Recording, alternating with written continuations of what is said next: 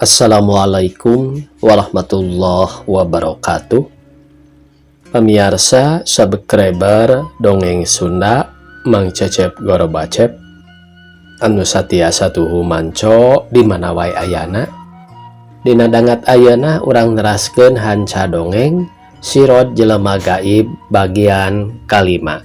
Ieu yasana Bapak Kasukarna. Sate acan di pedahar ieu dongengna sakumaha biasa ngahaturkeun rebu nuhun laksa ketika bingahan ka anu tos satia satuhu manco momen ngalaik karena ieu channel Mang Cecep Goro Bacep. Mudah-mudahan eta kasayan dibales ku Gusti Anu Maha Suci. Amin ya Allah ya Rabbal alamin. Sumangga supados teu nyangkolong teuing kana waktos wilujeng ngadangukeun.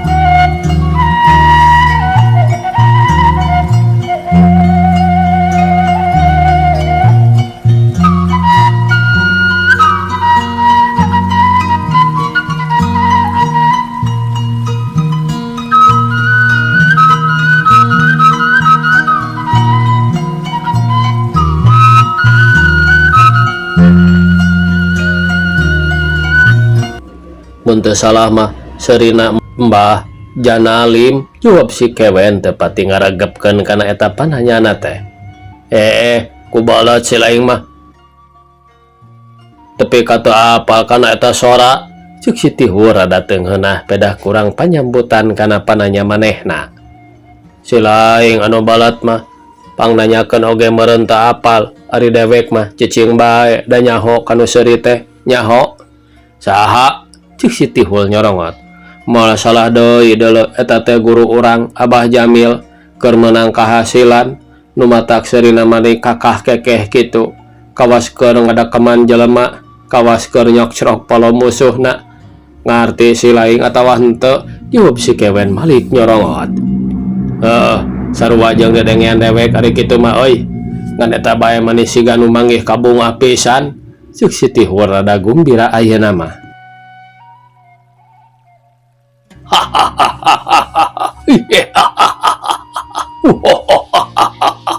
Anu seuri teh ngadeukeutan sorana maneh keuman mata keung nu ngadengekeun.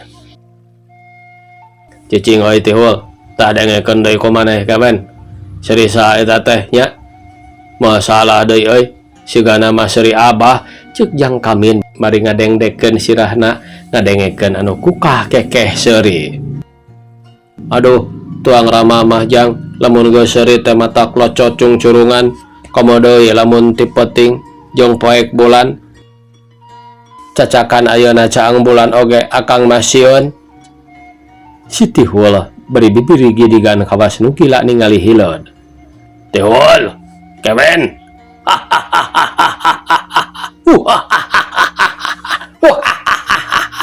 cek Bah Jamil sanggeus datang kaburuan imahna. Abah, ya abdi mah sareng si kewen malah sareng putra Abah Jang Kamin mulih ti mana Abah teh. Si Tihul bari neutep kanu dijingjing ku Abah Jamil.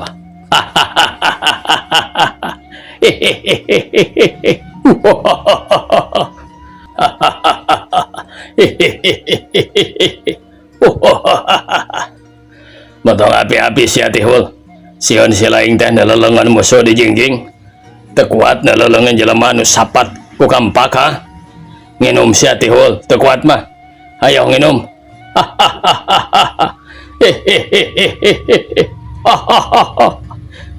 Cek Abah Jamil bari ngacung-acung leungeun Jang Sirot rasaana mah. Abah mulih ti mana Abah teh si kewen meuni nyengir. Kewen ulah api-api deui sia kewen tas digawe aing teh deuleu tas digawe tah naro kulu si Sirod tas malah igana tas nektek leungana tak ieu buktina deuleu ku siraling euy. Abah Jamil bari ngacungkeun deui leungeunna Sirod. Abah, yo abah, babacaan heula abah. Si Tihul marmil hayang lompat tina bakat ning hariwang sieun abah kasurupan. Naon Tihul? Hah? Babacaan dedengean teh. Maca naon euy? Abah Jamil meni ngahulang. Taroskeun bae eta ka putra abah, ngabantu naon abah teh? Jawab si Tihul bari lurat reret rek ngabacir. Hah? Abah Jamil bari ret kanu dijingjing napok manehna neruskeun omonganana sarta ngareret ka Jang Kamin. Ujang, teu sieun leuleungana si Sirod? Abah Jamil bari ngasongkeun anu dijingjing ka anakna. Sanes leungeun eta mah abah, jawab Jang Kamin arap-ap eureup-eup ngomongna teh. Lain leungeun, naon atuh? Sing balanar nyarita teh Kamin.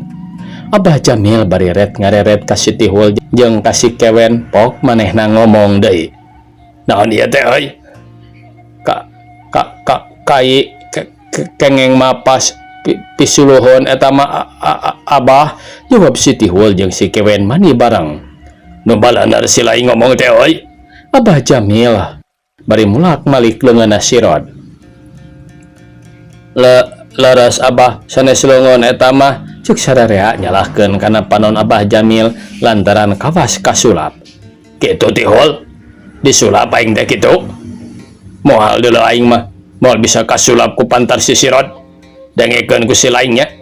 Ceuk Abah Jamil bari ret manehna kaluhur tanggah ka langit duka ningalian naon. Teu lila pok neruskeun omonganana. Da dengekeun ku si lain Tihul, dengekeun. Kade sia teu ngadenge deui Kewen. Ceuk Abah Jamil bari galantang manehna babacaan ditarikeun kieu pok-pokanana teh.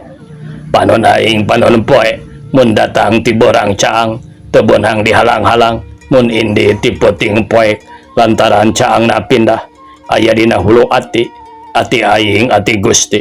Awas leuwih ti sasaha. Awas.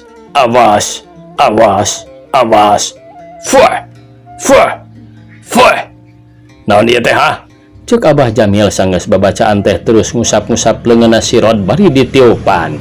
Geus kitu kersaning Gusti nu dicekel ku manehna harita ebreh tetela si horeng teh lain leungeun tapi sidik pisuluhun kawas menang mapas bae. Atuh rei manehna ambak pelawar anu dicekel ku manehna dialungkeun korobas ragrag di kebon. Tuturkeun dewek Tihul, dipodaran tah si kurang ajar teh. Ceuk Abah Jamil bari leos indit di lempangna mani ngagedig sarta pada naluturkeun. Abah Jamil teh ambekeun nafsuna mani ngagedur amarah teu kawadahan huntuna ti kakarakat tina bakat tingku ambak. Lempang gancang kawas lumpat nu naluturkeun mah ngiclik sakapeung manehna lempang sakapeung deui mah lumpat. Sabab osok katingaleun lempang Abah Jamil gancang.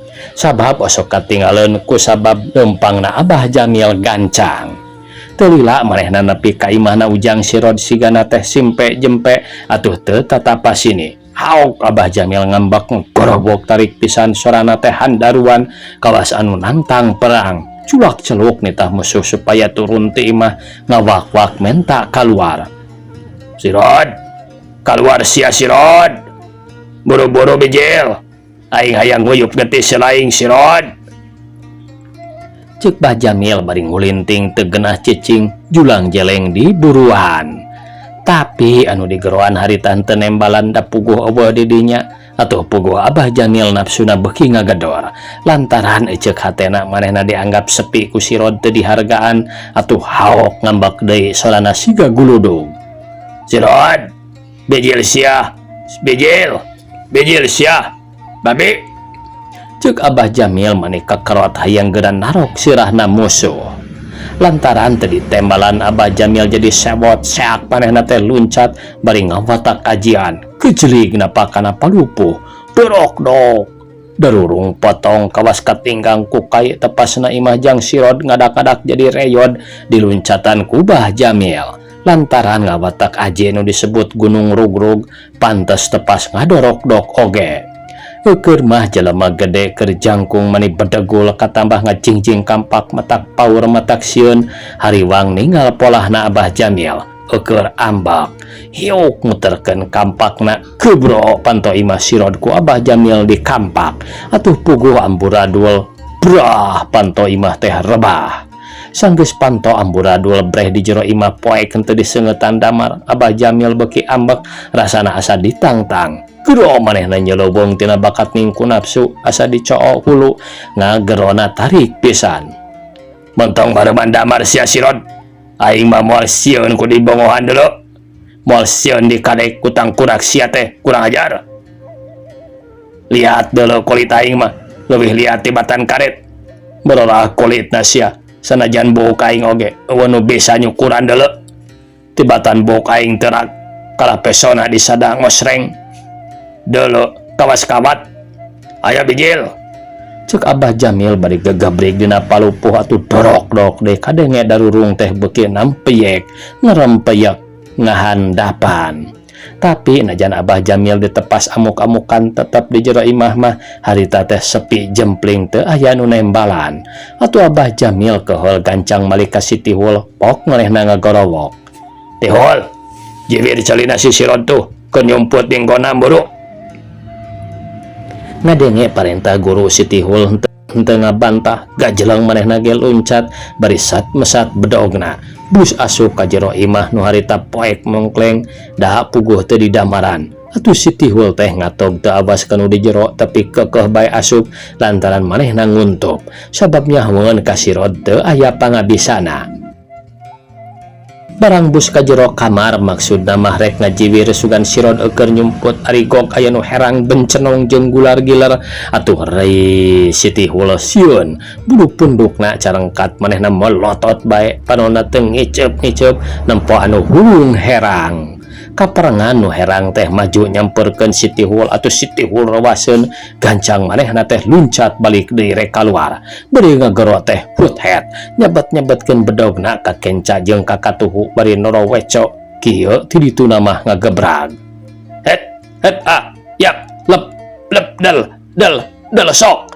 ceuk si Tihul bari gajelang katepas sarta mukakeun pasanganana muka bedog goblok gelo sia teh Tihul make jeung babaung ti lalapan ambal ngadelawo sagala sia ha ieu tepas mah ngemplad so teh darurungna potong di jejak ku aing tadi teh bodoh sieun sileng teh ku sirod ceuk Abah Jamil mun cereng ka si Tihul anu keur pasang kuda-kuda gigireun manehanana Abah hayah jurig jarian molotot sahade muncang cik si Tihul nyaritanan teu puguh lantaran napasna eungap haeh bakat ku capek sieun di udag jurig meureun cit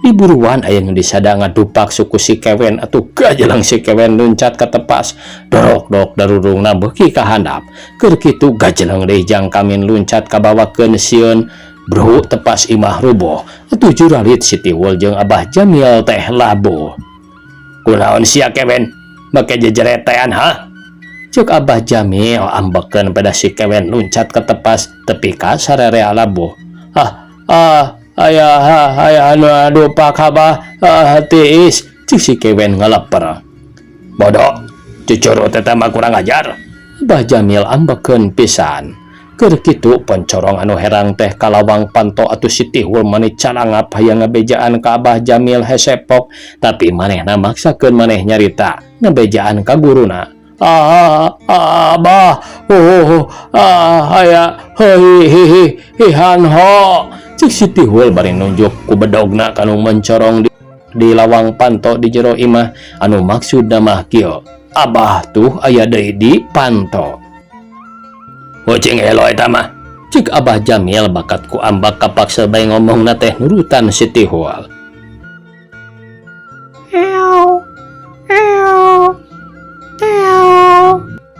Sora ucing eong-eongan bijil kaluar atuh neuleuh ucing teh si Tihul mani olohok jeung rada eraeun ku Abah Jamil Tihul geuning sampean masieun ku ucing euy cek si kewen bari seuri komo Komodo isi laing mah sieun ku si monyong si cucurut sia tepi kadewek ti juralit jumab si Tihul teu ngeunaheun meureun disebut sieun ku ucing teh. Jembe ceuk Abah Jamil bari molotot sarta terus manehna ka jero imah dituturkeun ku baturna maksudna neangan si Rod sugan keur nyumput di dinya cenah.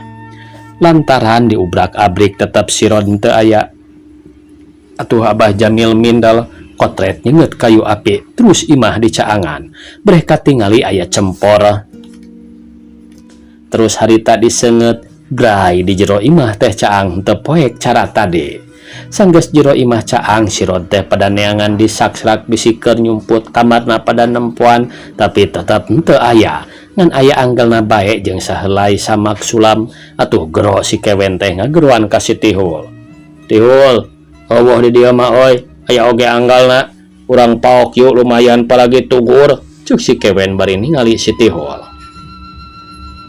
Bener kewen, paok oi anggalna tuman, jawab si Tihul bari seuri. Kop anggelna jang si Rod teh ku si kewen dicekelan palebah juruna pisan sarta lungku manehna teh dialungkeun ka si Tihul bari pok nyarita kieu. Tah Tihul cenah belah war eta anggal teh dialungkeun ngalayang ka si Tihul gap ku si Tihul disanggap. Boda dir ka sebelan ceuk si Tihul bari nyengir teh ngalungkeun deui anggalna. Jerempe gawe teh hareureuy bae sia teh ngan angguran singga panggih. Kamana si Rod teh ha? Abah Jamil bari nyorongot. Dibentak ku Abah Jamil jep maranehna jarempe meureun sieunun dicabok saurang ge teu nembalan. Atuh Abah Jamil ambek pok manehna teh nyarita budina mani bakatut. Di mana kira-kirana piayaeunana si Rod teh Tihul? Wah, tang tu bae cara ti heula waktu kapanggih ku urang. Moal salah tah keun nu golis si kasebelan teh, jawab si Tihul yakin pisan. Ari pikiran maneh kumaha kemen?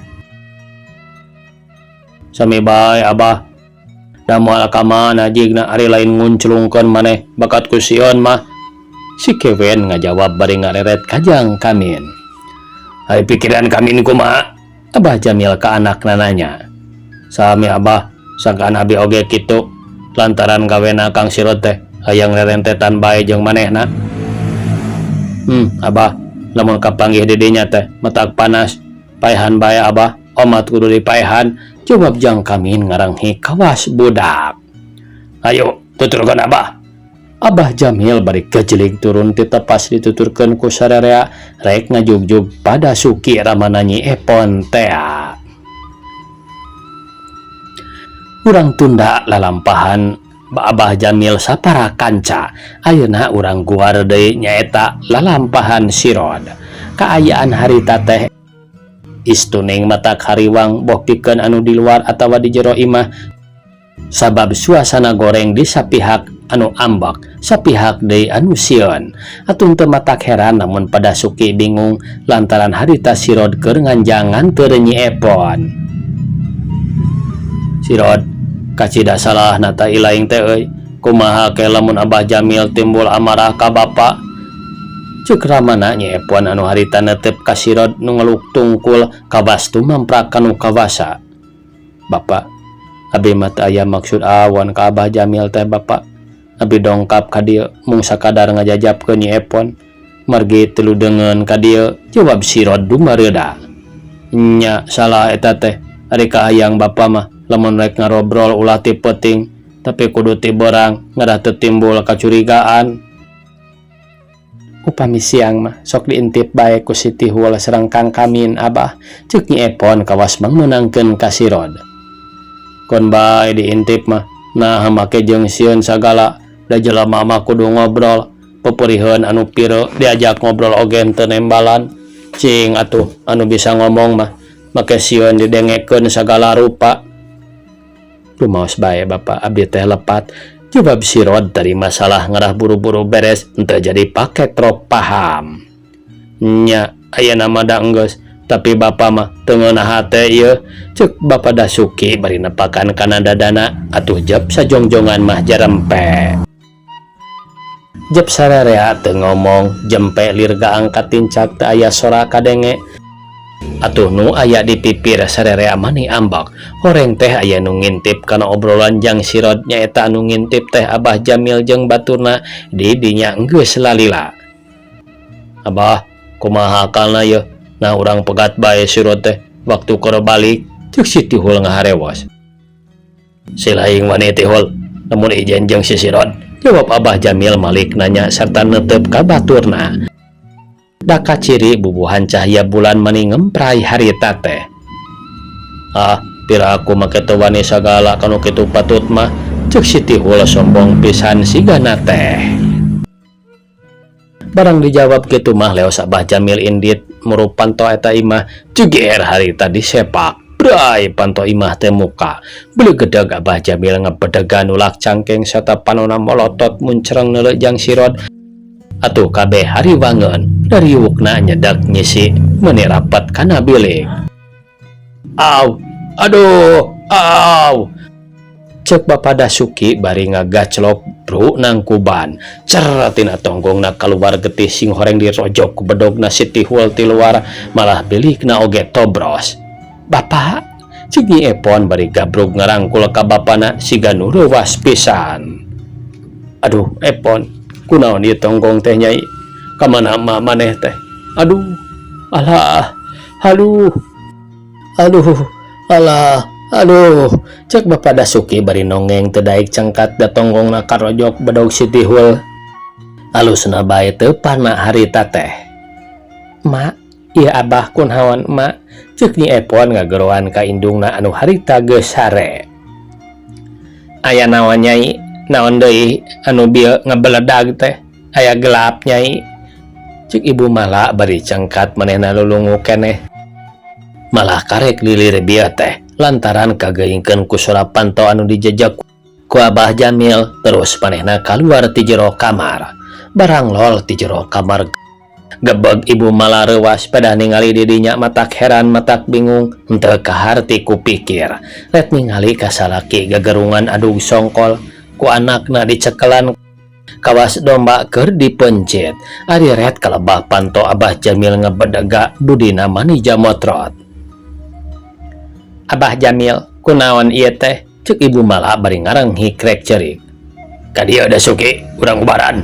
Ceuk Abah Jamil bari karawak bajuna Bapak Dasuki disengledkeun breh aya tapak congo bedog dina tonggongna.